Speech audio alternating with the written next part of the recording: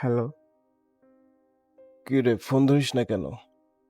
আরে একটু ব্যস্ত ছিলাম। বল তোর এখন কি অবস্থা?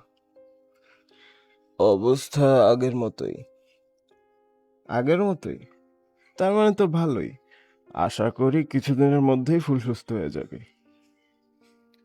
ইনশাল্লাহ। তুই দেশে আসবি কবে? হ্যাঁ, এমনভাবে বললি যেন আমি দেশে আসতে চাই না। আসলেই আসতে চাইস? অবশ্যই আসতে চাই। আমি তো দেশে আসার জন্য দুবাই পর্যন্তও চলে আসছিলাম, কিন্তু তখন আমাকে বলা হলো দেশে আসাটা আমার জন্য সেফ না, তাই আবার আমেরিকাতে চলে আসতে হয়েছে। সেদিন আমি খুব কষ্ট পাইছিলাম রে। বিশ্বাসই হইতেছিল না যে আমার দেশের মানুষ আমাকে এতটা ঘৃণা করা শুরু করছে।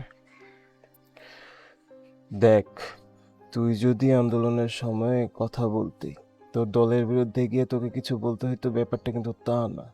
কিন্তু তখন যে তাজা প্রাণগুলো ঝরে পড়তেছিল, সেই ব্যাপারে তুই যদি ভয়েস রেজ করতি, অ্যাটলিস্ট একটা স্ট্যাটাস যদি দিতি, তাইলে কিন্তু আজকে তোর এই দিন দেখতে হইতো না। হ্যাঁ, তখন আমি চুপ থেকে ভুল করছিলাম।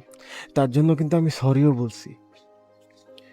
সরি বললেই কি আর সব ক্ষত পূর্ণ হয়ে যায়? হয় না যে, তা তো এখন বুঝতেই পারতেছি। হুম। তারপরেও এখন যেহেতু আমার সাথে তোর রেগুলার কথাবার্তা হচ্ছে, আমি নিজেই এবার ট্রাই করব তোকে সেফলি দেশে আনার ব্যাপারে কিছু করা যায় কি না। ঠিক আছে, তুই দেখ তাইলে।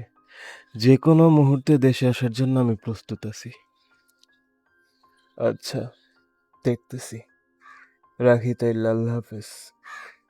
ওকে, আল্লাহ হাফিজ।